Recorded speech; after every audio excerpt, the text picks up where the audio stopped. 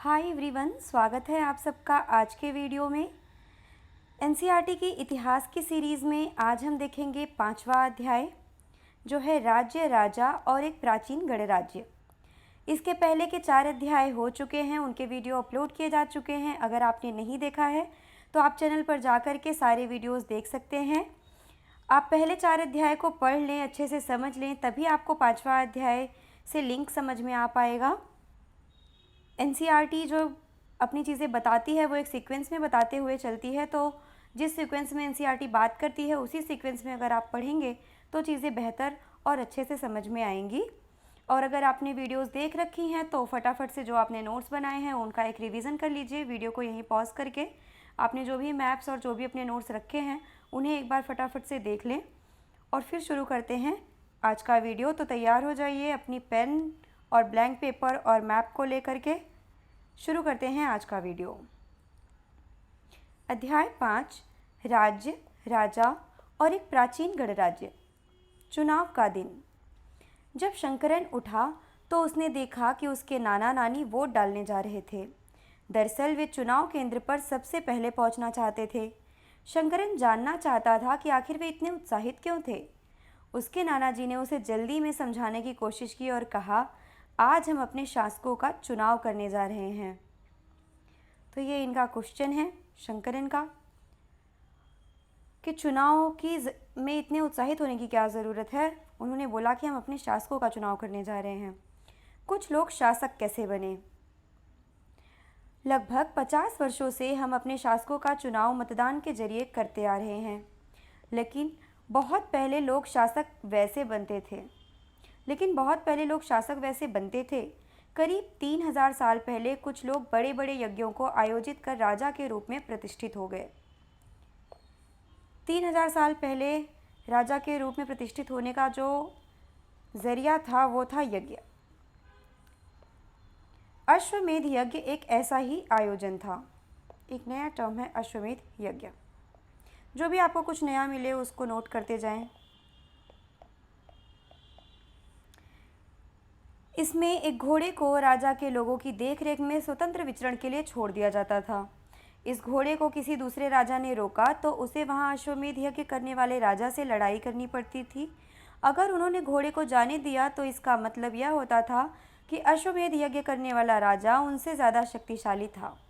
इसके बाद उन राजाओं को यज्ञ में आमंत्रित किया जाता था। यह यज्ञ विशिष्ट पुरोहितों द्वारा संपन्न किया जाता था। इसके लिए उन्हें उपहारों से सम्मानित किया जाता था। अश्वमेध यज्ञ करने वाला राजा बहुत शक्तिशाली माना जाता था। यज्ञ में आमंत्रित सभी राजा उसके लिए उपहार लाते थे।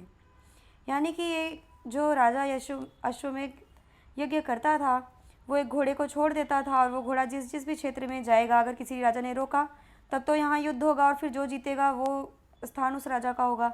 नहीं रोका तो ये मान लिया जाएगा कि इस राजा ने अपनी हार स्वीकार कर ली है, इस दूसरे राजा का वर्चस्व स्वीकार कर लिया है। इन सभी आयोजनों में राजा का मुख्य स्थान होता था। उसे राज सिंहासन या बाघ की खाल के एक विशेष आसन पर बैठा दिया जाता था। युद्ध क्षेत्र में राजा का सारथी ही उसका सहचर होता था। यज्ञ के अवसर पर वह राजा की विजयों तथा अन्य गुणों का गान करता था। राजा के सगे संबंधी, खासकर उसकी रानियों तथा पुत्रों को भी कई छोटे छोटे अनुष्ठान करने होते थे। अन्य सारे आमंत्रित राजाओं का काम सिर्फ बैठकर यज्ञ की पूरी प्रक्रिया को देखना भर था। राजा के ऊपर पुरोहित पवित्र जल के छिड़काव के साथ साथ अन्य कई अनुष्ठान करता था। विष अथवा वैश्य जैसे सामान्य लोग उपहार लाते थे। जिन्हें पुरोहित शूद्र मानते थे उन्हें कई अनुष्ठानों में शामिल नहीं किया जाता था। पहली बात तो जो ये शासकों की जो बात चल रही है 3000 साल पहले की बात है। यानी कल ही हमने देखा था 4थे अध्याय में ऋग्वेद का जो काल था वो कहीं ना कहीं 3700 साल पहले से शुरू हुआ था और ये लगभग ये इसी टाइम की बातें हैं, ऋग्वैदिक काल से उत्तर वैदिक काल तक की। यहाँ पे जो हम देख रहे हैं विष भी हमने कल देखा था, वैश्य हैं, कल हमने जन भी देखा था, आज शूद्र को भी देख रहे हैं। शूद्रों को जो है अनुष्ठानों में शामिल नहीं किया जाता था। इस यज्ञ में उपस्थित होने वालों की एक सूची बनाओ। पेशे के आधार पर वहाँ कौन कौन से वर्ग शामिल थे। अब ये आपको काम करने की कौन कौन उपस्थित होने वाला है। राजा है, रानी है, राजा रानी के सगे संबंधी हैं, जो राजा अपनी हार मान चुके हैं वो आते थे, पुरोहित आते थे, वैश्य जन आ रहे हैं। सिर्फ शूद्र को कई अनुष्ठानों में शामिल नहीं किया जाता था, यानी कि कई में किया भी जाता था, संपूर्ण रूप से वर्जित भी नहीं थे। पेशे के आधार पे कौन कौन से वर्ग हैं यहाँ पे? वैश्य तो समझ में आ रहे हैं, पुरोहित समझ में आ रहे हैं, राजा समझ में आ रहे हैं, तो ये सब वर्ग हैं। वर्ण, उस समय 4 सामाजिक वर्ण थे: ब्राह्मण, क्षत्रिय, वैश्य एवं शूद्र। ब्राह्मणों का काम वेदों का अध्ययन, अध्यापन और यज्ञ करना था, जिनके लिए उन्हें उपहार मिलता था। क्षत्रियों का काम युद्ध करना और लोगों की रक्षा करना था। वैश्यों का काम खेती, पशुपालन तथा व्यापार थे। शूद्रों का काम अन्य तीनों वर्गों की सेवा करना था। तो ये चीज़ जो है, ये बॉक्स में जो भी चीज़ें एनसीईआरटी द्वारा दी गई हैं वो बहुत इम्पॉर्टेंट हैं। चित्रित धूसर पात्र, ये जो पात्र देख रहे हैं इस पे चित्र बने हुए हैं और ये धूसर कलर का है, धूमिल कलर का है, इसलिए इस तरह के पात्रों में ज़्यादातर थालियाँ और कटोरियाँ ही मिली हैं।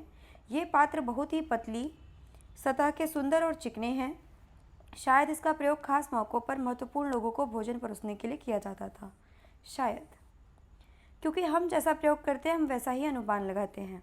जनपद, महायज्ञों को करने वाले राजा अब जन के राजा ना होकर जनपदों के राजा माने जाने लगे। ऋग्वैदिक काल में हमने देखा था कि जो राजा थे वो जन के राजा थे, जैसे भरत जन, पुरु जन। अब जनपद आ गया है। जनपद जाहिर तौर पे जन से बड़ा एरिया होगा। जनपद का शाब्दिक अर्थ जन के बसने की जगह होता है। कुछ महत्वपूर्ण जनपद मानचित्र 4 पृष्ठ 45 में दिखाए गए हैं। अभी हम मैप में देख लेते हैं। ये है मैप, ये कुछ जन हैं: वैशाली, मगध, वज्जी, कौशांबी, हस्तिनापुर, पांचाल, कुरु, अंग, उज्जैन, अवंती, गांधार। बाकी जो हमें बताती है एनसीईआरटी उसके हिसाब से हम देखेंगे। पुरातत्वविदों ने इन जनपदों की कई बस्तियों की खुदाई की है। दिल्ली में पुराना किला, उत्तर प्रदेश में मेरठ के पास हस्तिनापुर और एटा के पास अतरंजी खेड़ा इनमें प्रमुख है। खुदाई से पता चलता है कि लोग झोपड़ियों में रहते थे और मवेशियों तथा अन्य जानवरों को पालते थे।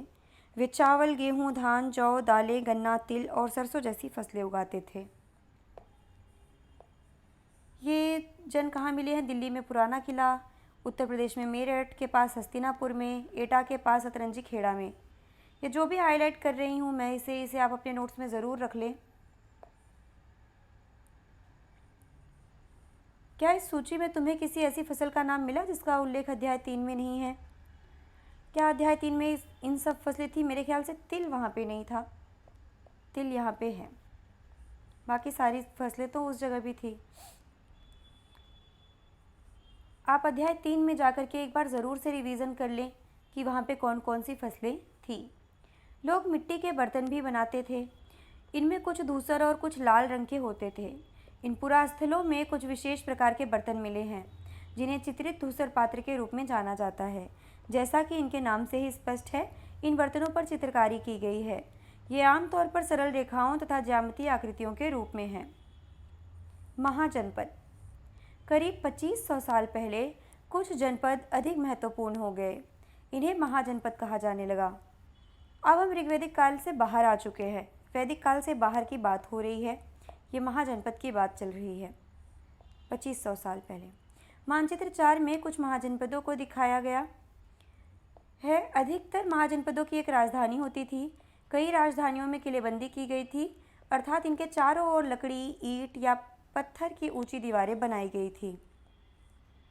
महत्वपूर्ण जनपद और महाजनपद नगर। इस मैप को हम ध्यान से देखेंगे, जैसे जैसे हमें एनसीईआरटी बताती जाएगी उस तरीके से हम उन जगहों को देखते जाएंगे। अभी आगे बढ़ते हैं। ऐसा लगता है कि लोगों ने अन्य राजाओं के आक्रमण से डरकर अपनी सुरक्षा के लिए इन किलों का निर्माण किया। कुछ राजा अपनी राजधानी के चारों ओर विशाल, ऊंची और प्रभावशाली दीवार खड़ी कर अपनी समृद्धि और शक्ति का प्रदर्शन भी करते थे। इस तरह से किले के अंदर रहने वाले लोगों और उस क्षेत्र पर नियंत्रण रखना भी सरल हो जाता होगा। इस तरह की विशाल दीवार बनाने के लिए व्यापक योजना की आवश्यकता थी और लाखों की संख्या में ईंटों तथा पत्थरों का इंतजाम करना पड़ता था। हजारों स्त्री पुरुषों तथा बच्चों ने इसके लिए अथक परिश्रम किया होगा। इनके लिए संसाधनों की आवश्यकता पड़ती होगी। कौशाम्बी किले की दीवार। यह चित्र आधुनिक उत्तर प्रदेश के इलाहाबाद के पास मिली ईंट की दीवार का अवशेष है। इसके एक भाग का निर्माण संभवतः 2500 साल पहले हुआ था। ये दीवार देख रहे हैं, कितनी ऊंची दीवार है। ये पूरी आप दीवार देखेंगे, यह व्यक्ति जो है ये इतना बड़ा है और ये दीवार कितनी बड़ी है, तो आप अंदाज़ा लगा सकते हैं कि ये पूरे चित्र में भी नहीं आई है। इतनी बड़ी दीवार को बनाने में अवश्य ही लाखों स्त्री पुरुषों और बच्चों ने अपने अथक परिश्रम किए होंगे, लाखों ईंटों की संख्या लगी होगी। और इनको बनाने का जो कारण था वो तो एक सुरक्षा था और दूसरा अपनी शक्ति प्रदर्शन भी था और उस क्षेत्र पर नियंत्रण रखना भी।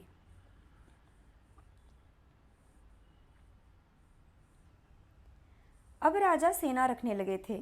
सिपाहियों को नियमित वेतन देकर पूरे साल रखा जाता था। कुछ भुगतान संभवतः आहत सिक्कों के रूप में होता था। आहत सिक्के आपको आगे चल के पढ़ाए जाएंगे। इन सिक्कों के बारे में तुम अध्याय 8 में पढ़ोगे, पृष्ठ 77 पर मिलेंगे, आगे चल के पढ़ाए जाएंगे, तो इसके लिए बहुत टेंशन लेना नहीं है, एनसीईआरटी बता देगी। महाजनपदों के राजा ऋग्वेद में उल्लिखित राजाओं से किस प्रकार भिन्न थे? 2 अंतर बताओ।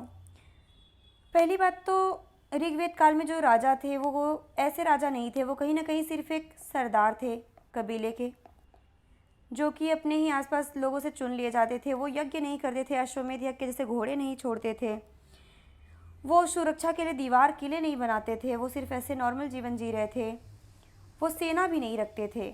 जो आपस में लोग रहते थे वही युद्ध में कभी भी जब ज़रूरत पड़ती थी चले जाते थे, नहीं पड़ती थी तो अपना काम करते थे।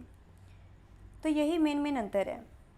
अगर आपको नहीं याद आए तो आपको तुरंत पिछले अध्याय में जाकर के रिवीजन करना चाहिए कि ऋग्वेद में राजा कैसे थे। जब तक याद में ना रहने लगे, दिमाग में ना बैठने लगे, तब तक आपको बार बार रिवीजन करते जाना है। Revision is the key. कर यानी कि टैक्स। महाजनपदों के राजा विशाल किले बनवाते थे और बड़ी सेना रखते थे, इसलिए उन्हें प्रचुर संसाधनों की आवश्यकता होती थी। इसके लिए उन्हें कर्मचारियों की भी आवश्यकता होती थी। अतः महाजनपदों के राजा लोगों द्वारा समय समय पर लाए गए उपहारों पर निर्भर न रहकर अब नियमित रूप से कर वसूलने लगे। यानी कि वैदिक काल में तो जो राजा थे वो उपहार लेते थे, लेकिन महाजनपद के जो राजा हैं वो उपहार से उनका काम नहीं चल रहा है, क्योंकि उन्हें नियमित सेना रखनी है, कर्मचारी रखने हैं, तो इन्हें टैक्स लेना था। ऋग्वैदिक काल में राजा तो उपहार भी नहीं लेते थे, वो जो युद्ध में जो भी उन्हें राशियाँ मिलती थी वो पुरोहित को बांटते थे, खुद रखते थे और जनता में बांट देते थे। फसलों पर लगाए गए कर लेते थे, ये कारीगरों के ऊपर लगाए गए कर लेते थे। पशुपालकों को जानवरों या उनके उत्पाद के रूप में कर देना पड़ता था। व्यापारियों को सामान पर कर देना पड़ता था। आखेटकों तथा संग्राहकों को जंगल से प्राप्त वस्तुएं देनी होती थी। यानी कि सभी लोग जो मेन पेशे में थे, यही लोग उस वक्त जो भी पेशे चल रहे थे, जो भी व्यापार चल रहा था, वो ये थे। फसल उगाई जाती थी, कारीगर थे, पशुपालक थे, व्यापारी थे, आखेटक थे, और इन सबको कहीं ना कहीं नियंत्रित कर लिया गया था शासन द्वारा। आखेटक तथा खाद्य संग्राहक राजाओं को क्या देते होंगे? अब आप ही सोचिए कि ये क्या देते होंगे। आखेटक और खाद्य संग्राहक जंगल से प्राप्त वस्तुएं, ये जंगली जानवरों के अवशेष देंगे, ये लकड़ियां देंगे, फूल पत्ते फल, यही सब देंगे। कृषि में परिवर्तन। इस युग में कृषि के क्षेत्र में 2 बड़े परिवर्तन आए। हल के फाल अब लोहे के बनने लगे। अब कठोर जमीन को लकड़ी के फाल की तुलना में लोहे के फाल से आसानी से जोता जा सकता था। इससे फसलों की उपज बढ़ गई। दूसरे लोगों ने धान के पौधों का रोपण शुरू किया, अर्थात खेतों में बीज छिड़ककर धान उपजाने के बजाय धान की पौध तैयार कर उनका रोपण शुरू किया गया। अब पहले की तुलना में बहुत ज़्यादा पौधे जीवित रह जाते थे, इसलिए पैदावार भी ज़्यादा होने लगी। यानी ये महाजनपद काल की बात हो रही है, जो कि 2500 साल पहले चल रहा है। 2500 साल पहले में से 2000 साल तो हम अपना यहीं पर हैं। ईसा के हम 2000 साल इधर आ गए हैं। उसके भी 500 साल पहले, यानी कि 500 ईसा पूर्व में ये चीज़ें चल रही हैं इसके आसपास, कि यहाँ पे जो धान के पौधे का रोपण शुरू हुआ है। पहले बीज छिड़क करके होता था। हाल ही में आपने देखा होगा करंट अफेयर्स में कि धान के बीज से ही वापस से उगाने की कोशिश की जा रही है। क्या तुम बता सकते हो कि राजा इन परिवर्तनों को प्रोत्साहन क्यों देते होंगे? क्योंकि इन्हें कर मिल रहा है, फसल ज़्यादा होगी तो कर ज़्यादा मिलेगा। सूक्ष्म निरीक्षण मगध। मानचित्र 4 45 पृष्ठ में मगध ढूंढो। लगभग 200 साल के भीतर मगध सबसे महत्वपूर्ण जनपद बन गया। तो पहले मगध ढूंढ लेते हैं। मगध कहाँ है? मगध है ये, यानी कि ये एरिया जो है, यहाँ पे गंगा नदी है, यहाँ पे सोन नदी है, ये बिहार का लगभग एरिया है। देखते हैं मगध की क्या विशेषता है।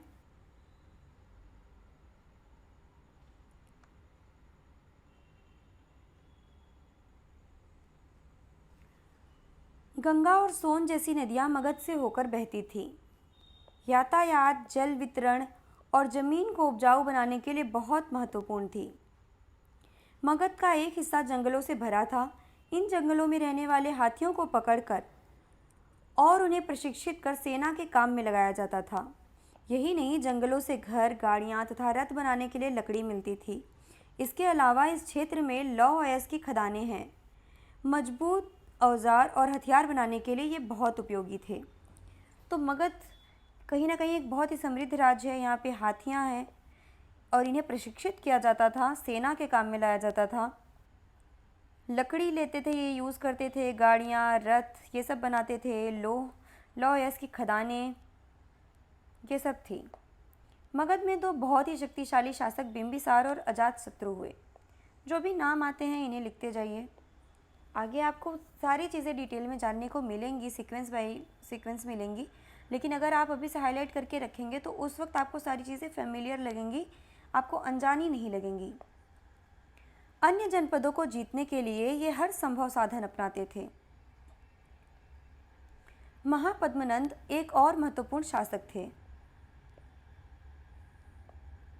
उन्होंने अपने नियंत्रण का क्षेत्र इस उपमहाद्वीप के उत्तर पश्चिमी भाग तक फैला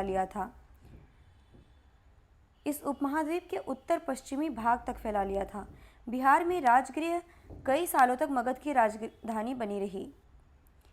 बाद में पाटलिपुत्र, आज का पटना, को राजधानी बनाया गया। ये सब इम्पॉर्टेंट है। उत्तर पश्चिमी भाग तक फैला था। पढ़ लेते हैं हम, उसके बाद फिर एक बार मैप देखते हैं। 2300 साल से भी पहले की बात है। मैसेडोनिया का राजा सिकंदर विश्व विजय करना चाहता था।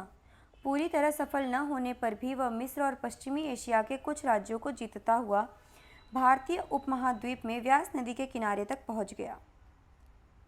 व्यास नदी आप समझ रहे हैं, सिंधु नदी का जो तंत्र था, सतलज और व्यास कल की दो नदियां थी जिनसे विश्वामित्र बात कर रहे थे, उसी व्यास नदी की बात हो रही है। जब उसने मगध की ओर कूच करना चाहा तो उसके सिपाहियों ने इनकार कर दिया। वे इस बात से भयभीत थे कि भारत के शासकों के पास पैदल रथ और हाथियों की बहुत बड़ी सेना थी। इन सेनाओं और ऋग्वेद में उल्लिखित सेनाओं के बीच तुम्हें क्या अंतर दिखता है? ऋग्वैदिक काल की सेना इतनी ऑर्गेनाइज्ड नहीं थी जितनी ऑर्गेनाइज सेना महाजनपद काल की है। यहाँ देखते हैं, ये है मगध, ये है राजगीर, इसकी राजधानी। और मगध का जो राज्य है ये बताया जा रहा है कि उत्तर पश्चिमी क्षेत्र तक, यानी कि इधर बढ़ता हुआ कहीं ना कहीं यहाँ तक आता था। तो आगे हम देखेंगे कि ये कब राज्य बढ़ा, कैसे बढ़ा, जब मगध की ही बात होगी डिटेल में। अभी तो एनसीईआरटी ने इतना ही बताया है। आगे देखते हैं।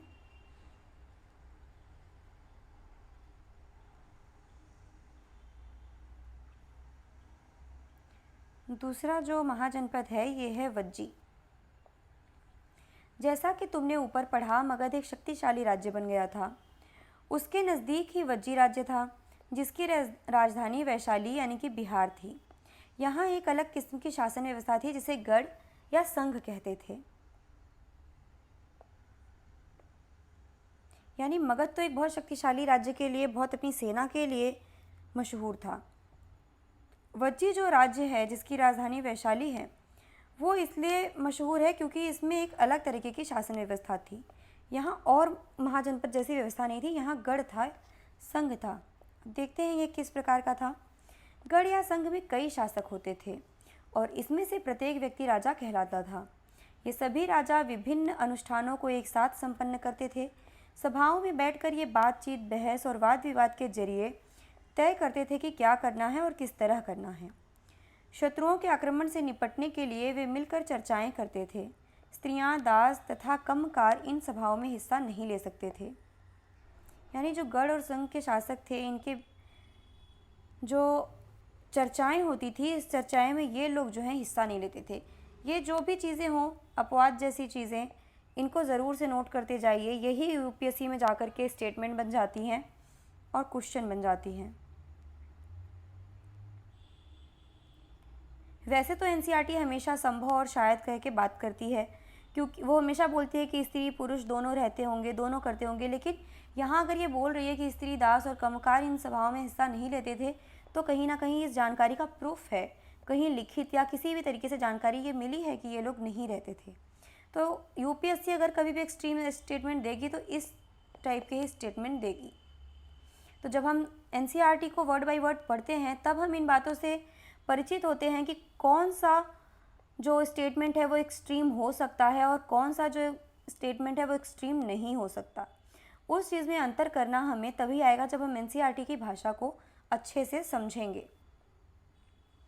वज्जी संघ का यह वर्णन दीघ निकाय से लिया गया है। एनसीईआरटी प्रूफ भी दे रही है। दीघ निकाय एक प्रसिद्ध बौद्ध ग्रंथ है। हाईलाइट कर लें। जिसमें बुद्ध के कई व्याख्यान दिए गए हैं। ये बौद्ध ग्रंथ है। इन्हें करीब 2300 साल पहले लिखा गया था। अजात शत्रु और वज्जी संघ। अजात शत्रु का नाम आपने सुना ही। ये मगध का शक्तिशाली राजा था और दोनों क्षेत्र आसपास हैं, देख लेते हैं मैप में। यहाँ पर देखेंगे ये है वज्जी और इसकी राजधानी है वैशाली और ये है मगध। तो ये एरिया जुड़ा हुआ एरिया है और यहाँ के राजा आपस में जो होंगे वो जुड़े तो होंगे ही, चाहे वो लड़ाई के भाव से जुड़े हों या मैत्री के भाव से। देखते हैं कि अजातशत्रु और वज्जी संघ में क्या संबंध थे। अजातशत्रु वज्जी संघ पर आक्रमण करना चाहते थे। उन्होंने अपने मंत्री वस्त्रकार को बुद्ध के पास सलाह के लिए भेजा।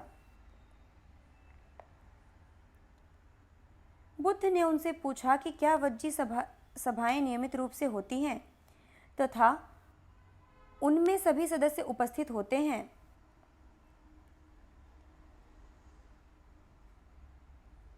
जब उन्हें पता चला कि ऐसा होता है, उन्होंने कहा वज्जीवासी तब तक उन्नति करते रहेंगे जब तक वे पूर्ण और नियमित सभाएं करते रहेंगे, आपस में मिलजुल कर काम करते रहेंगे, पारंपरिक नियमों का पालन करते रहेंगे, बड़ों का सम्मान, समर्थन और उनकी बातों पर ध्यान देते रहेंगे, वज्जी महिलाओं के साथ जोर जबरदस्ती नहीं करेंगे और उन्हें बंधक नहीं बनाएंगे, शहरों तथा गाँवों में चैत्यों का रखरखाव करेंगे, विभिन्न मतावलंबी संतों का सम्मान करेंगे और उनके आने या जाने पर कोई रोक नहीं लगाएंगे।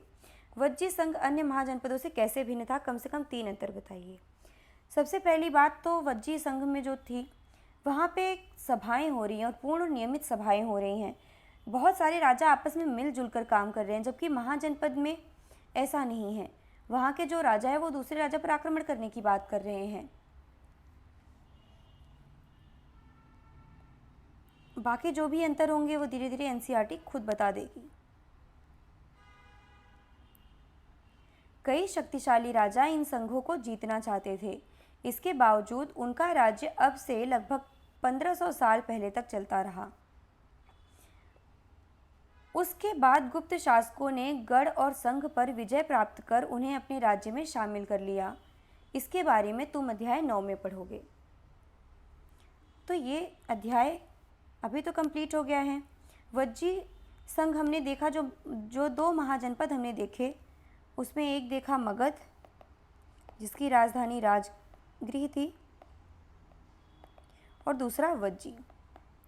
यहाँ पर हाथी इम्पॉर्टेंट थे, जंगल इम्पॉर्टेंट थे, जो प्राकृतिक संसाधन है वो इम्पॉर्टेंट थे, लौह है उसकी खदानें इम्पॉर्टेंट थी, पर वज्जी गढ़ राज्य था। वज्जी में नियम कानून शासन अलग तरीके की चीज़ें चल रही थी। कहीं ना कहीं बहुत सारे लोगों के पास अथॉरिटी थी, किसी एक व्यक्ति में अथॉरिटी जो है वो सीमित नहीं थी। यहाँ पर नियम कानून से व्यवस्थाएं चल रही थी, सबकी सहमति से नियम कानून बन रहे थे, सभाएं हो रही थी। और उन सभाओं में जो सभाएं चर्चाएं होती थी वहाँ पर स्त्री, दास और कम्मकार ये जो हैं ये कुछ होंगे जिन्हें एनसीईआरटी आगे चल के बताएगी। कम्मकार ज़रूर नोट कर लें कि ये क्या हैं। ये कुछ तो कारीगर हैं जो निचले स्तर के होंगे, इनको ही नहीं जाने दिया जाता था चर्चाओं में। देखते हैं एनसीईआरटी आज क्या बताती है कल्पना करने के लिए। वैशाली के उस सभागार में तुम अंदर झांक रहे हो जहां मगध के राजाओं द्वारा आक्रमण का सामना करने के विषयों पर चर्चा की जा रही है। तुमने क्या सुना? इनमें अपने आप से अनुमान लगाना है कि अगर राजा बात करेंगे तो क्या बात करेंगे, कि हमें कैसे बचना है, हमें कैसे स्ट्रेटजी बनानी है, हमें किले की घेरेबंदी कैसे करनी है, यही सब बात करेंगे। उपयोगी जो शब्द हैं वो है राजा, अश्वमेध यज्ञ, वर्ण। वर्ण आपने देखा बॉक्स में एनसीईआरटी ने दिया था, और बॉक्स में जो भी चीज़ें दी गई हैं उन्हें बहुत अच्छे से ध्यान से पढ़ें। 4 वर्ण बताए, ब्राह्मण, क्षत्रिय, वैश्य, शूद्र। जनपद और महाजनपद, इन दोनों का अंतर बताया। इसके पहले हमने जन पढ़ा था, विष पढ़ा था। किलेबंदी क्या होती है, हमने किले भी देखा, कौशाम्बी का जो दीवार बना था वो भी देखा जिसमें बहुत सारी ईंटें लगी हैं। सेना, नियमित सेना रखी गई महाजनपद काल में। कर लगाया गया उन सेना की पूर्ति करने के लिए। पौधरोपण हुआ, धान के पौधे लगे महाजनपद काल में। गढ़ अथवा संघ यानी कि वज्जी गढ़। सही या गलत बताओ। अश्वमेध के घोड़े को अपने राज्य से गुजरने की छूट देने वाले राजाओं को यज्ञ में आमंत्रित किया जाता था। सही बात है। राजा के ऊपर सारथी पवित्र जल का छिड़काव करता था? नहीं, पुरोहित करता था। पुरातत्वविदों को जनपदों की बस्तियों में महल मिले हैं। इसे तो देखना पड़ेगा कि उन्हें महल मिले हैं कि नहीं। किले मिले हैं आई थिंक, शायद महल बहुत ज़्यादा नहीं मिले, उनके खंडहर मिले हैं। ये आप वापस से रिवीजन करके देख लीजिएगा। चित्रित धूसर पात्रों में अनाज रखा जाता था। चित्रित धूसर पात्रों में एक्चुअली खाना परोसने की संभावना दी गई है, तो ये भी कहीं ना कहीं गलत है। महाजनपदों में बहुत से नगर किलाबंद थे। जो राजा थे वो अपने नगर को किलाबंद करते थे शक्ति प्रदर्शन के लिए। शब्दों को भरो। आखेटक, संग्राहक, कृषक, व्यापारी, शिल्पकार, पशुपालक। महाजनपद में जो पेशे थे ये सब थे। शिल्पकार थे उस समय, पशुपालक थे, कृषक थे, व्यापारी थे, आखेट संग्राहक थे। इन सबसे राजा जो था कर लेता था। समाज के वे कौन से समूह थे जो गढ़ों की सभाओं में हिस्सा नहीं ले सकते थे? स्त्री, दास, कम्मकार। महाजनपद के राजाओं ने किले क्यों बनाए? सुरक्षा की दृष्टि से और प्रदर्शन, शक्ति प्रदर्शन की दृष्टि से, नियंत्रण की दृष्टि से। क्या तुम्हारे राज्य में प्राचीन जनपद थे? अगर हाँ तो उनके नाम लिखो, अगर नहीं तो अपने राज्य के सबसे नज़दीक पड़ने वाले जनपदों के नाम बताओ। ये आपको गूगल करना पड़ेगा। प्रश्न 3 के उत्तर में बताए गए समूहों में किन किन को आज मतदान का अधिकार प्राप्त है? आज तो सबको अधिकार प्राप्त है। स्त्री, दास, कम्मकार, ऐसा कोई भी ये नहीं है। जो भी 18 साल का हो गया है वो सब मतदान कर सकते हैं। महत्वपूर्ण तिथियां जो है, नए शासक 3000 साल पहले आए वैदिक काल में। महाजनपद लगभग 3000 साल पहले। महाजनपद यहाँ से शुरू होता है, यहाँ से शुरू होता है। सिकंदर का आक्रमण जो था वो 2300 साल पहले हुआ। दीर्घ निकाय जो है वो बुद्ध ग्रंथ है। गढ़ या संघ राज्यों का अंत 1500 साल पहले हुआ है। तो यही सब आपको करना है। अगर आपको चीज़ें बार बार एक बार में नहीं समझ में आए तो बार बार रिवीजन करें, अपने नोट्स बनाते चलें। और जैसे ही आपको स्पीड लगे, अगर धीमी लग रही है तो तेज़ स्पीड में देख सकते हैं और फटाफट रिवीजन कर सकते हैं। आज का जो अध्याय है वो यहीं पे कंप्लीट होता है। हम एक बार वापस से मैप देख लेते हैं। हमने जो देखा वो मगध साम्राज्य देखा, और मगध साम्राज्य जो फैला हुआ था वो यहाँ से यहाँ तक फैला हुआ था। मगध साम्राज्य की जब बात होगी तब देखेंगे। हमने ये जाना कि मगध साम्राज्य में की जो दुश्मनी है वो वज्जी से चल रही थी, वैशाली, और यहाँ मगध की राजधानी राजगिरी थी। आगे भी ये जो और भी जगह हैं, अंग, कौशाम्बी। कौशाम्बी में हमने देखा किलेबंदी की जो दीवार थी, यहाँ कौशाम्बी में ये आज का इलाहाबाद है, उज्जैन, अवंती, कुरु, हस्तिनापुर, पांचाल, कोसल और यहाँ गांधार, ये सब आगे चल के एनसीईआरटी इन सब का उल्लेख करेगी। इसलिए ये जो मैप है, इसका मैप अगर आपके पास नहीं तो इसको स्क्रीनशॉट ले लें या गूगल से डाउनलोड कर लें, जहाँ से आपको ईजी लगे। पर एनसीईआरटी के हर एक मैप को स्टोर करके ज़रूर रखें, चाहे अपने ब्लैंक मैप में लोकेट करके रखें, लेकिन एनसीईआरटी के मैप्स बहुत ही ज़्यादा इंपॉर्टेंट है और एनसीईआरटी के जो टर्म्स हैं वो बहुत ज़्यादा इंपॉर्टेंट है। जैसे कमकार, यूपीएससी में आप देखते होंगे कि बहुत सारे ऐसे टर्म्स दे करके क्वेश्चन पूछ लिया जाता है, जैसे श्रमण, ये पूछा जा चुका है। तो इन सब को ध्यान रखना पड़ेगा, इन जगहों के नाम, ये सब महाजनपदों के नाम, ये सब याद रखना बहुत ज़रूरी है। यहीं से यूपीएससी मोस्टली अपने क्वेश्चन उठाती है। तो बंद करते हैं आज का वीडियो, यहीं पर हम ख़त्म करते हैं। वीडियो में बने रहने के लिए आप सबका धन्यवाद, अपना पूरा सपोर्ट और प्यार दिखाने के लिए आप सबका पूरे हृदय से बहुत बहुत धन्यवाद।